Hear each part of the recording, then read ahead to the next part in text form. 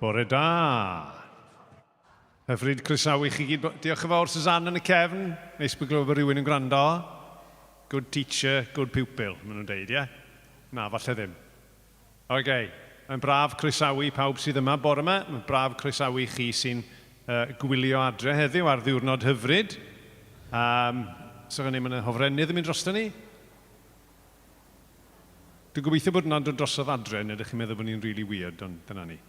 Anyway, croeso cynnes i chi gyd, dyn ni wedi dod yma i addoli, dyn ni wedi dod yma i gyflwyno'n hunain i'r arglwydd. Chydig bach yn wahanol, bore yma, dyn ni off i'r ochr achos mae'r fydyddfa yn barod ar gyfer heno, ond mae'n newn ni sôn fwy am hynny mewn munud. Dewch i ni jyst dachrau trwy ddarllen y geiriau yma o'r salm sy'n mynd i ymddangos ar y sgrin. Nawr, dyna ni.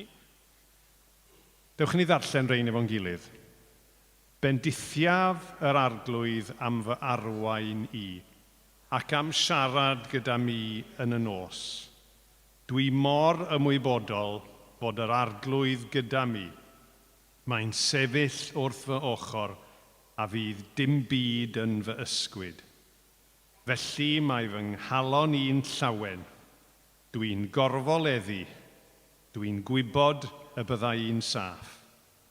Wneud i ddim gadael i mi fynd i fyd y meirw, na gadael i'r un sydd wedi ei cysegru ei hun i ti bydru yn y bedd.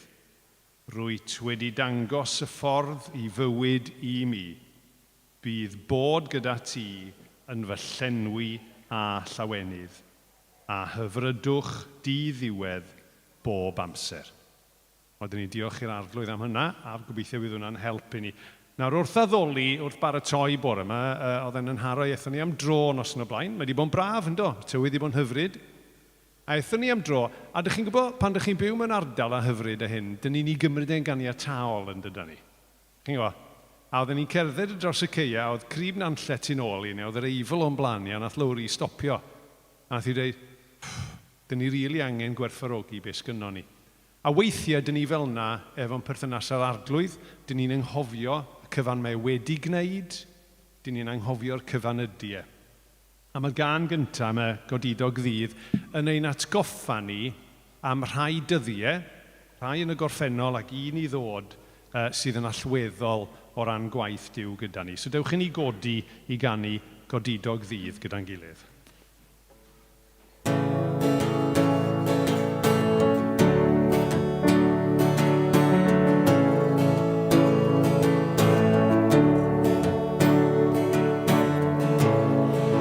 Dydd gyda'r nefoedd yn o'r lawn o'i foliant, un diwrnod a pechod yn ddi fel y ball. Iesu ddaeth atom fe anwyd o forwyn, i fyw yn ei blith yn esiampl i mi. Gair ddaeth yn grawd ar golau ni'n amlygu, a'i agoniant i ni.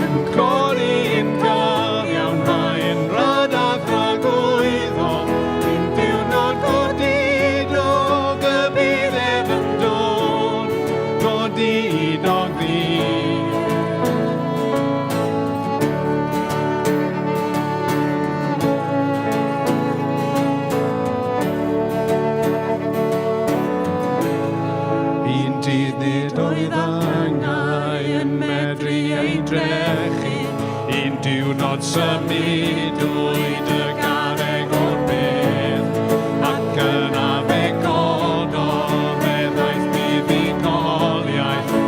Nawr dydd yr chafu fy arglwydd am beth.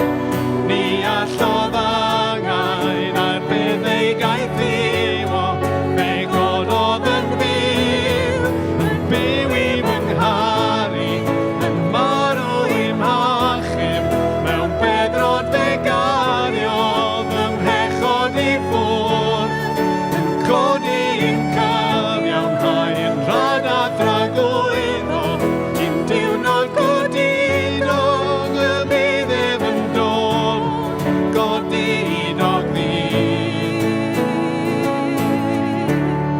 godidog ddydd.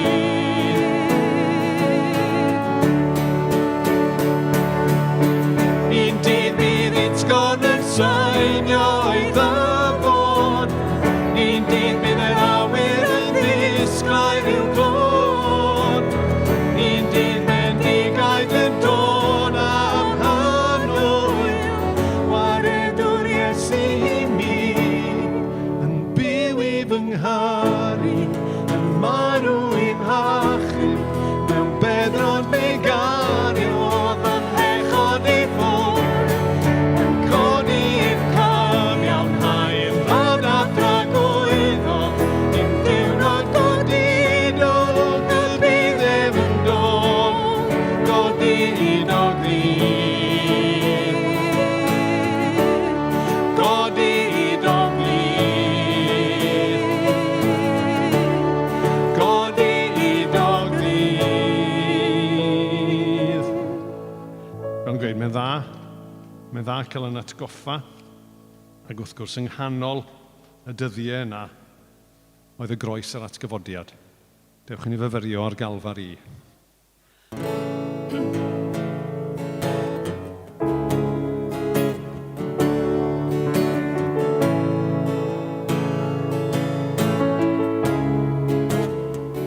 Myfyrio nawr am galfari, lle collodd ef ei waed yn tri, wynebodd wawr, melltith y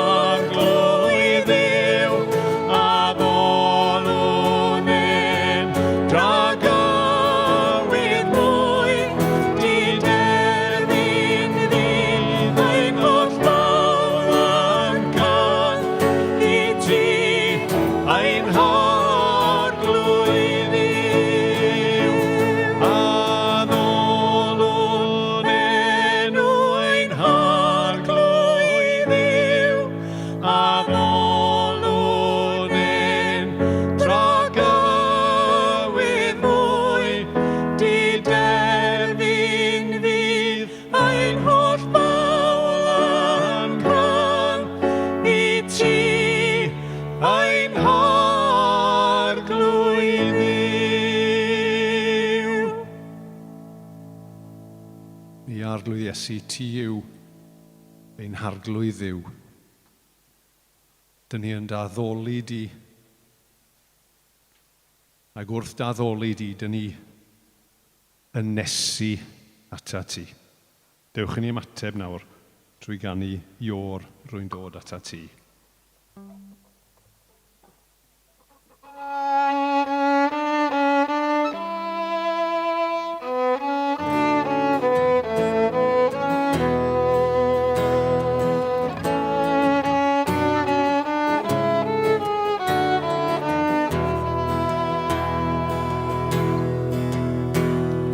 Ior rwy'n dod ata ti, ac rwy'n sefyll off blaen fel yr wy. Rwy'n yn dod am yng nghyfan yn awr ger y fron. Ior rwy'n dod ata ti, ac rwy'n tywall fy nghalon o'r flaen. Rwyf yn mildio beth bynnag sy'n dal fi yn ôl. Mae ngofidiau yn amlwg o ddlaen di yn dy ofal yr wy. Gyda hyder edrych am tuag atat, arglwydd ti yw fy ngwraig, rwy mi gael heb ei rannu'n ddwy. Dyro newydd gan i'n denau i. Llenwa fi eto nawr o ddysbryd di, fan honell fy holl O'r frawd. dechrau eto, ior. Ior rwy'n dod ata ti, ac rwy'n sefyll off blaen fel y wy. Rwyf yn dod am yng nghyfiau yn awr ger dy fron. Ior rwy'n dod ata ti, ac rwy'n tywall fy nghalon o'r flaen. Rwyf yn mildio beth bynnag sy'n dal fi yn ôl. Mae ngofidiau yn amlwg o fflaen di yn dy ofal yr wy. Gyda hyder edrych am tuag atat, arglwydd ti yw fy ngwraig, rwy mi gael ond heb ei rannu'n ddwy. Dyro newydd gan i'n denau i. Llenwa fi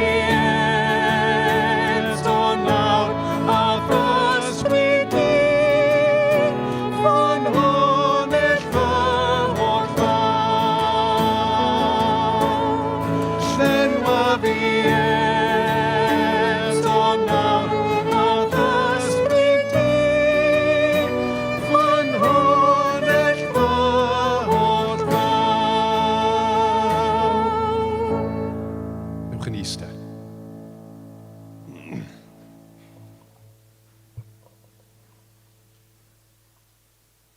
Dyn ni'n cael braint rhyfeddol y bore yma, dydyn. Dyn ni'n cael dod at Iesu fel y gyryda ni. Dyn ni'n gofod ffalsio.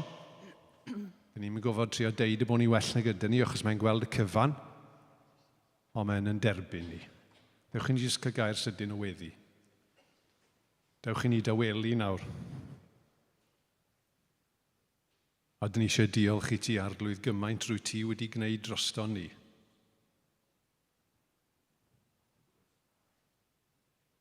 Yn dod i'r byd yma. Yn marw yn ein lle ni.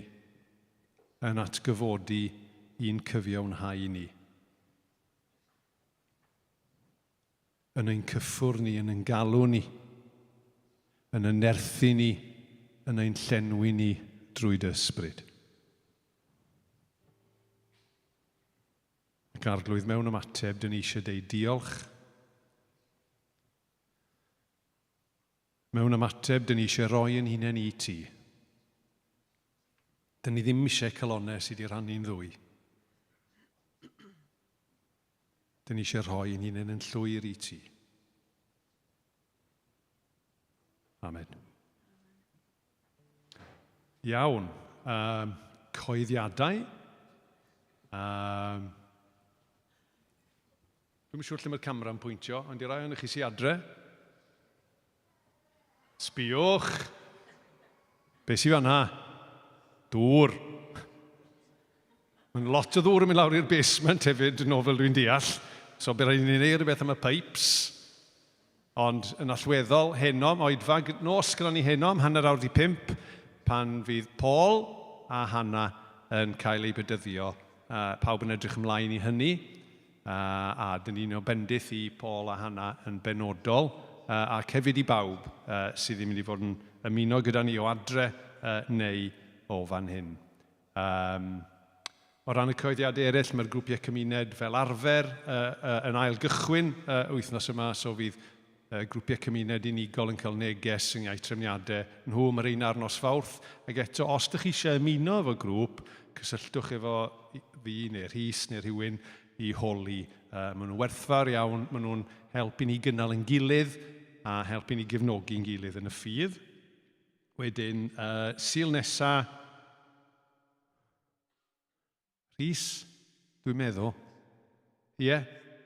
Sul cynta? Ie, mae'n ddiwedd y mi. Ie, Sul nesa, Rhys. So, a parhau efo cyfres o bregethau sy'n edrych ar antur yr atgyfodiad. So, yn edrych ar hynny efo'n gilydd. Casgliad i'r rhain chi sydd wedi mynd o'r rhoi, mae'n blat yn y cefn, ond hefyd mae'n ffyrdd i rhoi ar-lein. Fel mae Rhys yn pwysleisio, ddim eisiau arian, ydy ni eisiau'ch cwmni chi a'ch cefnogaeth chi ydy ni. Os ydych chi'n dymuno'r rhoi, mae'n ffyrdd i wneud. So, blant, Aunty Bethan, bore yma, yn cymryd y plant lawr. So, newn ni just gweddio dros y plant, a wedyn geith y plant fynd lawr, a fydd Hannah yn dod ymlaen. Arglwydd, dyn ni'n diolch i ti dy fod ti yn arglwydd byw sydd yn siarad â pobl o bob oedran. Dyn ni'n gweddio yn benodol dros y plant nawr. Gweddio bydd Bethan a'r tîm yn gweithio fy nhw ac y byddan nhw drwy hynny yn dod i dy nabod di a dy garu di a dysgu fwy a mwy amdana ti. Bendithiau nhw nawr, a bendithiau unne hefyd, a bendithiau Hannah yn arbennig wrth iddi agor y gair un unne yn fan hyn i fyny'r grisiau. Dyn ni gofyn hyn oll yn enw Iesu. Amen. Iawn blant, so offach chi. A wedyn gymryd ni egwyl bach, a wedyn bydd Hannah yn pregethu wedyn.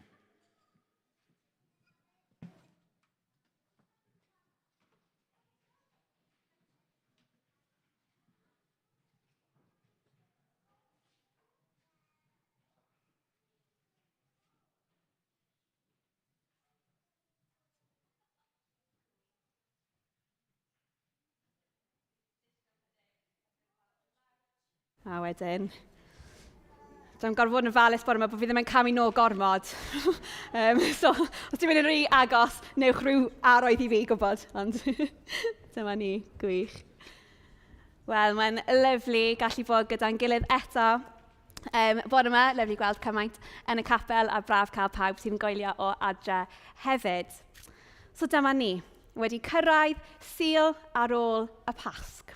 Y Sul cyn, planta, pob iang ti dal yma, y Sul cyn bod chi'n mynd nôl i ysgol, ar y thrawan hefyd, ar ôl y goelio Pasg, ble mae'r plant, pobl ifanc, ar y thrawan yn meddwl ac allu gweiddi na, rifi an, dim eto, ond mae rhieni allan yn meddwl, o'r diwedd. Y Sul ble mae'r oiau Pasg, mae hot cross buns a chacennau simnel i gyd wedi ei fwyta. Ac nid yw yn bellach yn dderbyniol i fwyta cream eggs, mini eggs neu unrhyw chocolate eggs i frecwast. So I'm told. Fel gyda phenblwydd, gyda'r holl gyffro sydd yn arwain at y diwrnod mawr, ac wedyn y diwrnod ei hun llawn hoel a sbri a dathliad. Dim ond i gael y diwrnod wedyn, ble mae'r cyffro a'r hoel wedi gorffen. A dych chi gorfod aros blwyddyn cyfan nes bod chi'n gallu ei ddathlu eto. Mae'r hoel a'r dathliad, yr oel a pasg drosodd, ac mae'r antur a gwefr wedi ei gael am flwyddyn arall. Neu ydy e? Dyma'r newyddion anhygoel am y Pasg. Nid yw e jyst rhyw ddigwyddiad i gofio a dathlu pob blwyddyn, ac wedyn dyna fe, aros yn flwyddyn arall nes bod ni'n cofio a dathlu fe eto.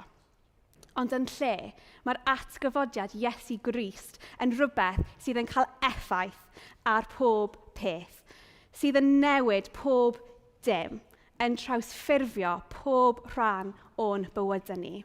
A hynny'n rhywbeth sydd yn mynd yn bellach nid jyst dyddiau a cablydd i Sul y Pasg.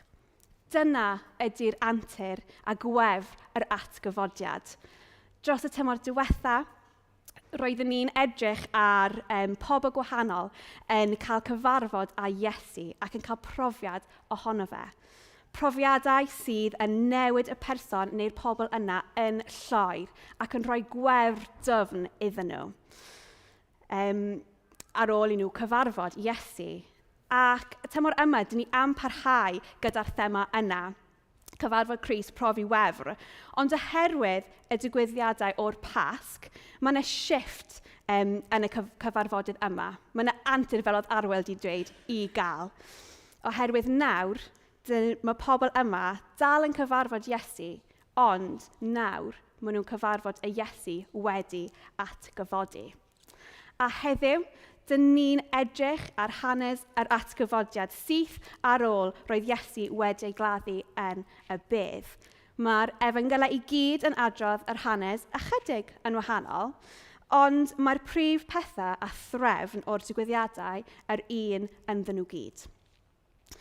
Mae'r hanes dyn ni am edrych ar bore yma yn Ioan yn sôn am Mair Magdalen.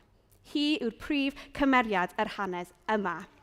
Dwi'n siŵr bod yr enw Mair Magdalen yn cyfarwydd iawn gyda llawer ohono ni. Ond pwy yn union yw hi? Wel, dyn ni'n cyfarfod Mair Magdalen cyn yr hanes byddwn ni'n edrych ar bore yma. Mae Luc yn cyflwyno hi yn gyntaf, ers i esbonio rai o'r pobl oedd yn dilyn Iesu, mae Luc yn dweud hyn. Am beth amser wedyn, roedd Iesu yn deithio o gwmpas y trefi a'r pentrefi yn gyhoeddi'r newyddion da am Dduw yn teyrnasu. Roedd 12 ddisgybl gydag e, a hefyd rhyw rhagedd oedd wedi cael ei achau o effeithiau ysbrydion drwg ac afiachion. Mair oedd yn cael ei galw'n Magdalen, roedd 7 o gyrthreithiau wedi dod allan ohoni hi. So dyna Mair. Roedd hi'n rhywun oedd yn gyfarwydd a ddioddeffaint, ond wedi cael cyfarfod gyda Iesu a phrofi ei iechad a iechawdwriaeth. Felly ar ôl hyn, roedd Mair a rhai gwragedd eraill wedi penderfynu gwasanaethu Iesu a'i ddilyn, gan ei helpu a hefyd yn ei gynnal, a Mair yn penodol gyda'i arian. A dyna pwy oedd Mair Magdalen. Felly, yn gynnar ar bore Sul ar ôl y croeshoeliad. Dyma Mair ac mae'n debyg rai o'r gwragedd eraill yn mynd at y bedd. Eto, mae'n thebyg gyda pherlysiau ar gyfer eneinio Iesu fel roedd y traddodiad o'r amser. Dim ond i ddarganfod ei fod yn wag. Dydy corff Iesu ddim yna. Wedi dweud ar y ddisgyblion ac yna'r disgyblion eu hunan yn mynd i'r bedd i weld yn union beth sydd wedi digwydd. Dyma'r disgyblion yn mynd yn ôl i ddweud ar eraill amdano fe. Ond dydy Mair ddim yn gadael y bedd. Felly dyma lle dyn ni'n ymuno Mair yn y hanes bore yma, wrth ymyl y bedd.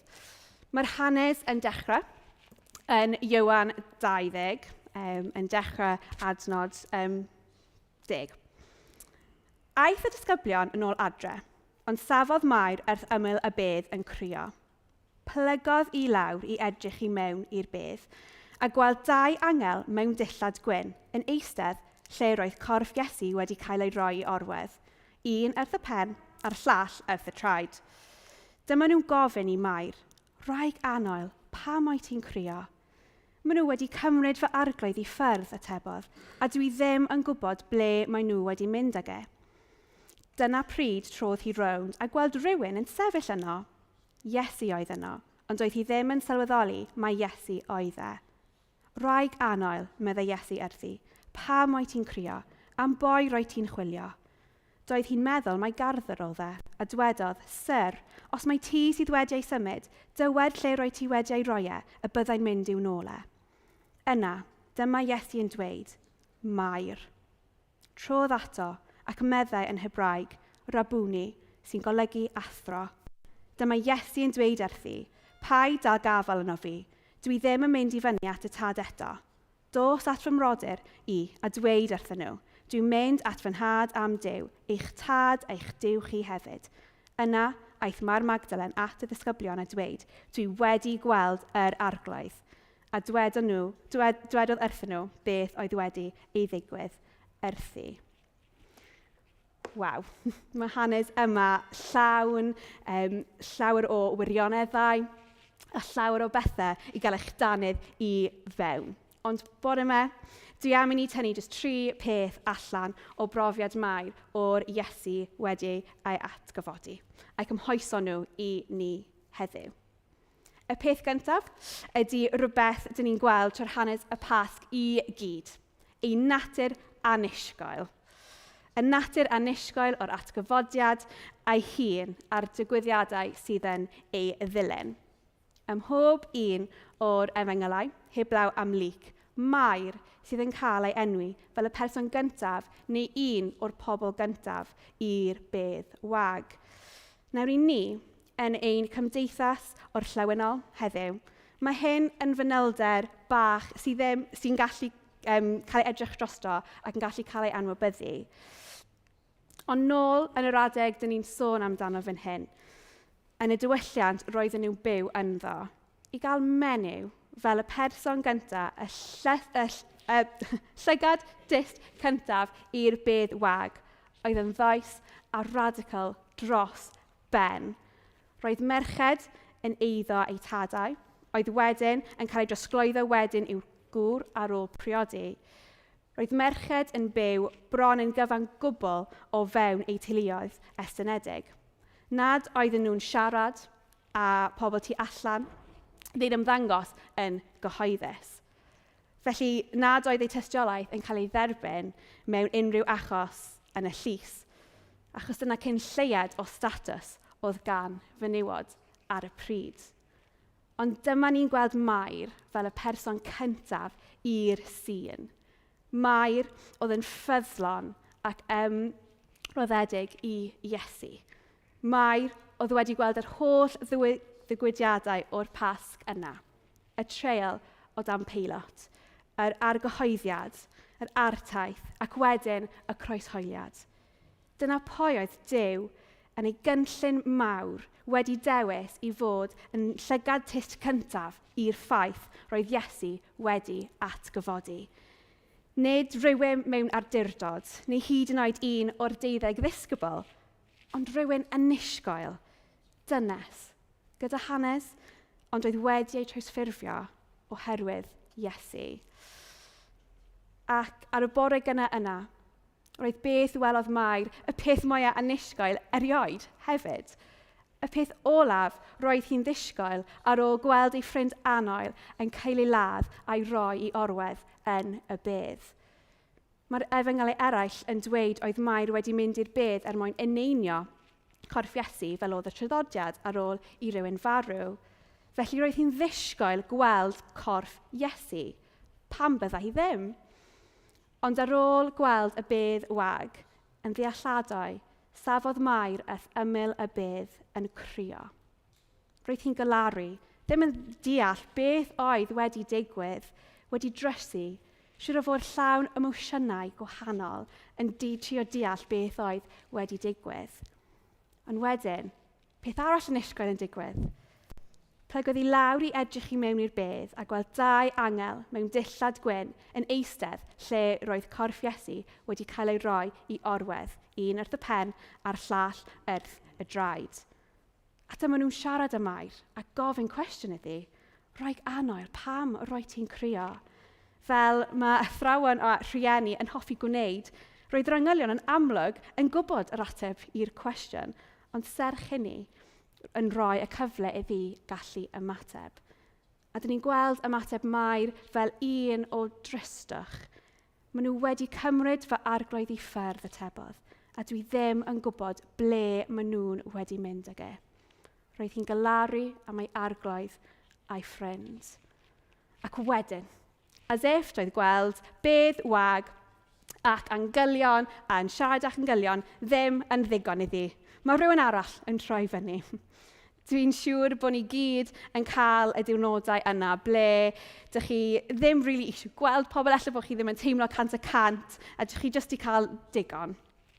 Efallai bod lot ar eich plat y diwrnod yna a dych chi efallai bach yn stressed a bod dim amser gyda chi orffen popeth ar y to-do list y diwrnod yna. A dyna'r diwrnod rywsut. Mae pawb yn troi fyny at y drws neu pawb yn ffonio a eisiau siarad ar y diwrnod yna. A dwi'n siŵr fan hyn, roedd Mair jyst eisiau bach o amser iddi brosesu a galaru. Yn anffodus, dim dyna mae hi'n gael. Ond mae'n gael rhywbeth well. Oherwydd y person nesaf mae hi'n cyfarfod, nid jyst rhywun cyffredin oedd e, ond Iesu ei hun. Yr Iesu at gyfodedig. Yn ei holl emosiynau, doedd Mair ddim wedi sylweddoli pwy yn union oedd e, roedd hi'n meddwl taw garddwr oedd e. Wedyn eto mae Iesu yn gofyn yr un cwestiwn ar angylion. Roeg anoel, meddai. Pam roi ti'n crio? Am boi roi ti'n chwilio? Ac mae Mair yn ateb trwy ddweud, eto yn meddwl mae garddwr oedd e. Sir, os mae ti sydd wedi ei symud, dywed lle roi ti wedi ei roi e, y byddai'n mynd i'w nôl e. Oherwydd oedd Mair eisiau ffindio ei arglwydd, ond little did she know, roedd yr arglwydd wedi ffindio hi. A dwi'n caru yr exchange sydd yn digwydd nesaf. Oherwydd, yna, dyma Iesu yn dweud just un gair. Mair. Dyna gyd sy'n cael ei ddweud wrthi. Mair. Yn gadael iddi gwybod a sylweddoli mae fe yw e, gan ddefnyddio ei henw hi. Mae yna rhywbeth personol ac intimate yn digwydd fan hyn, sef y peth nesaf i ni ystyried. Mae enwau mor bwysig dydyn. Hebddyn nhw byse'r byd yn chaos. Y peth gyntaf sy'n cael ei roi i ni fel babi, a rhywbeth dyn ni'n cael trwy gydol ein bywyd. Y cwestiwn gyntaf, dych chi'n gofyn wrth gyfarfod rhywun ydy, beth ydy dy enw di? Dyn ni'n cael ein nabod trwy ein henwa. Felly pan mae rhywun yn dweud eich enw, mae'n golygu bod nhw'n eich adnabod chi ac yn gwybod pwy o'i ti. Felly, beth oedd ymateb Mair i Iesu fan hyn? Wel, trodd ato ac meddai yn Hebraeg rabwni, sy'n golygu athro. Oherwydd, roedd Iesu yn nabod Mair ac roedd Mair yn nabod Iesu.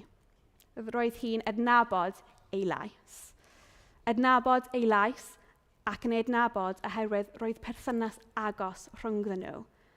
Fel y clywon ni'n gynt, ar ôl i Mair cael profiad trawsnewidiol o Iesu, roedd hi wedi treulio ei amser yn ei presenoldeb yn dod i nabod pwy oedd e, yn gweld y pethau oedd Iesu yn wneud, yn clywed ei ddysgeidiaeth, yn gweld y gwerthiau a'i weithredoedd oedd Iesu yn gwneud, a fel oedd yn trin y pobl oedd ei gwmpas.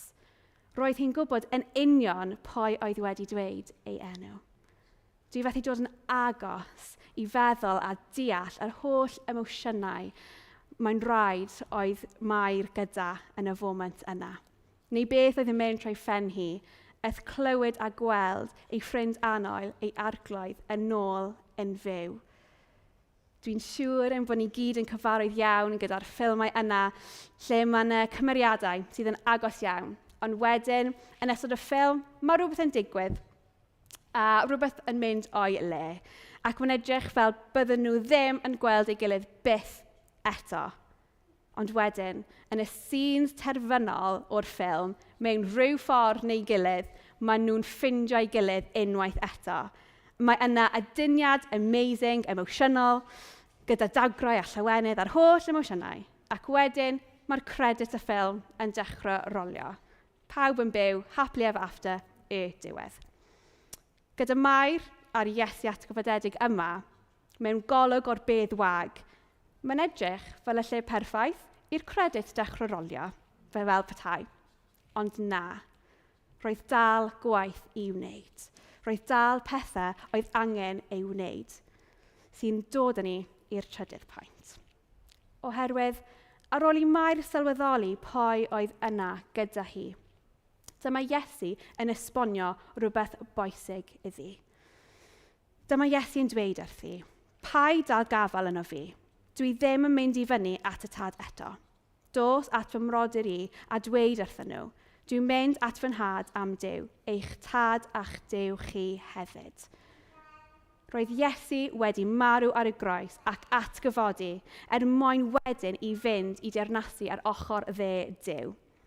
Oherwydd ei farwolaeth a'i atgyfodiad, roedd ffordd wedi cael ei greu i ni allu nabod Duw, fel mae Iesu'n dweud fan hyn, fel ein Duw ni a'n tad ni. Doedd dim byd rhagor yn gwahanu ni oddi wrtho fe. Roedd shifft cosmig wedi digwydd, ac roedd Iesu wedi rhoi'r dyletswydd freintiedig o ddweud wrth ei frodyr a ddisgyblion amdano fe. Fan hyn, comisiynodd Iesu Mair i fod yn dyst iddo ar hyn oedd am ddigwydd. A dyna'n union beth mae Mair yn ei wneud. Mae'n dweud, yna eith Mair Magdalen at y disgyblion a dweud, "Dwi wedi gweld yr arglwydd." A dywedodd wrthyn nhw beth oedd e wedi ddweud wrthi. Roedd Mair wedi gweld yr arglwydd atgyfodedig, ac oedd hi eisiau pawb i gwybod hynny. Felly, beth amdano ni? Ydyn ni fel Mair wedi profi'r grym ac antur yr atgyfodiad, wedi cyfarfod yr Iesu wedi atgyfodi? Os dyn ni ddim yn cofio unrhyw beth o'r neges yma bore yma, dewch i ni heddiw cofio a profi y 3 peth ni wedi sôn am. Yr natur annisgwyl, y natur personol, a'r ddyletswydd freintiedig. Mae'r antur yr atgyfodiad i gael i bawb. Nad oes ots pwy ydych chi neu beth ydych cefndir chi. Mae Mair ei hun yn ddangos y natur annisgwyl ohono fe. Rhywun doedd ddim yn berson arbennig yng ngolwg cymdeithas, rhywun gyda gorffennol, rhywun oedd mwy na thebyg yn cael ei edrych drosto pob dydd. Menyw. Ond fel mae'r hanes prydferth yma yn ei ddangos, mae Iesu yn defnyddio pobl mwyaf cyffredin ac yn gweithio ynddyn nhw a thrwyddyn nhw.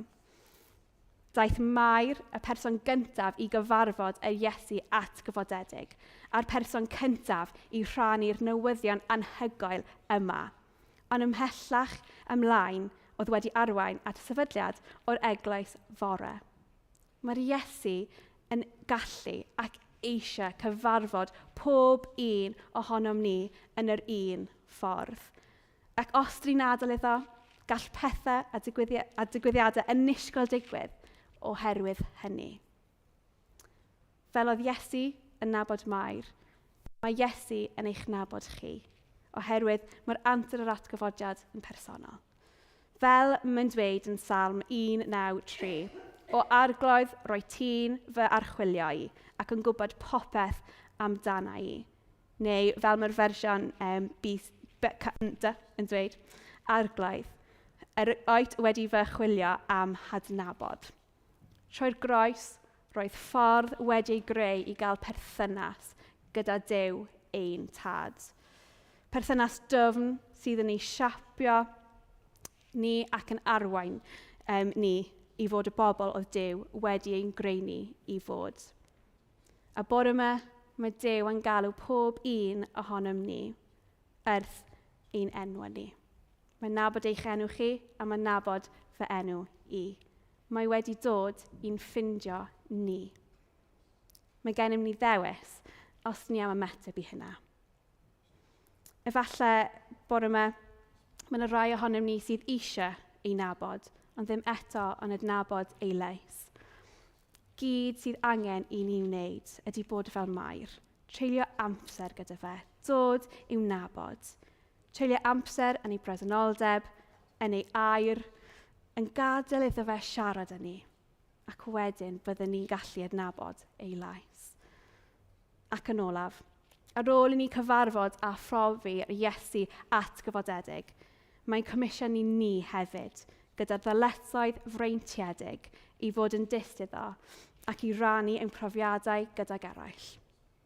Mwyn iddyn nhw gallu cyfarfod a nabod y Duw yma a phrofi'r antur yr atgyfodiad ei hunan. Dydy hyn ddim yn ddyletswydd drom arno ni, dyn ni gorfod byw fyny iddo, ond yn lle mae'n rhywbeth sydd yn dod yn naturiol i ni, oherwydd mae'r atgyfodiad yn newid bywydau, yn newid ein cyfeiriad yn llwyr o fod yn hunain geisio i geisio Crist a cheisio ei wneud yn hysbys i rai o'n cwmpas ni. Dyna beth oedd Mair wedi gwneud. Roedd hi wedi cyfarfod y Iesu wedi atgyfodi, ac oedd ei hymateb hi un llawn gobaith, llawn gwefr a gwirionedd i bawb.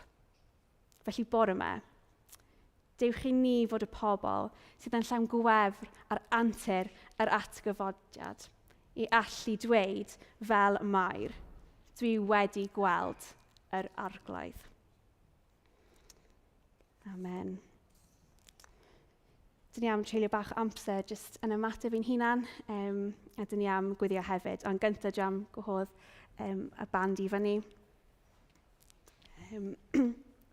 Jyst i ni gallu ymateb i'r ffordd mae Duw wedi bod yn siarad ni bore yma.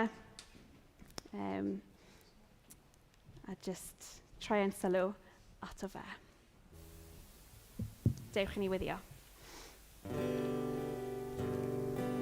O Dduw, diolch am dy air a'r gwirioneddau mae'n dangos i ni a datgelu i ni. Dyn ni'n diolch trwy dy ysbryd glân bod ti'n siarad â ni a chyfarfod â ni ers i ni dreulio amser ynddo fe. Diolch am y ffordd roedd ti wedi siarad â ni bore yma yn ystod ein amser gyda'n gilydd a'r ffordd ti wedi cyfarfod â ni. Felly, dyn ni jyst am dywelu yn hunan nawr wrth flaen di ac ymateb i'r hyn ti wedi bod yn dweud wrthyn ni bore yma.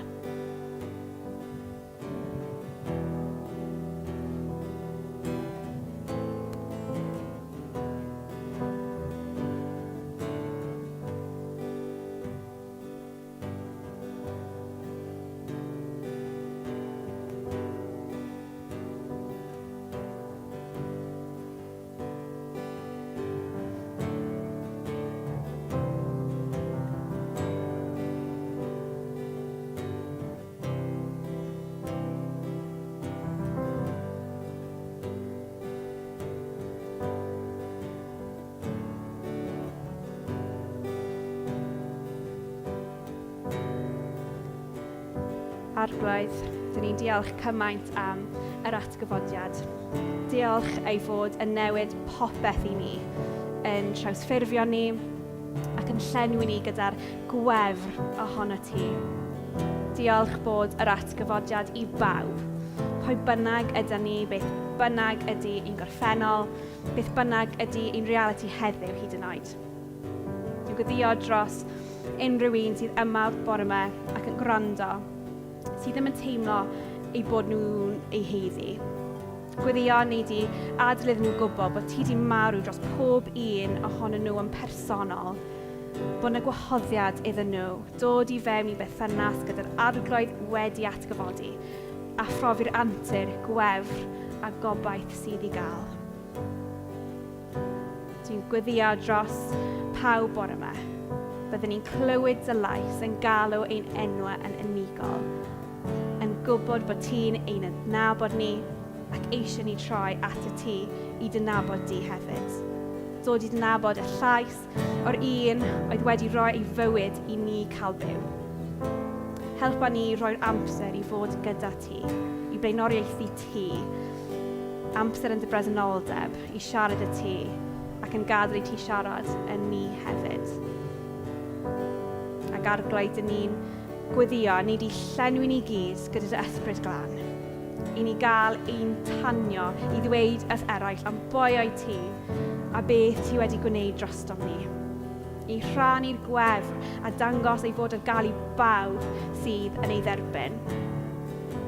Helpa ni fod fel Mair, llawn cyffro a gwefr, i allu dweud, ie, dwi wedi gweld yr arglwydd. Ni'n gweddio hyn yn yr enw'r Iesu sydd wedi atgyfodi. Amen. Dewch i ni godi ar y feddiad at Iesu.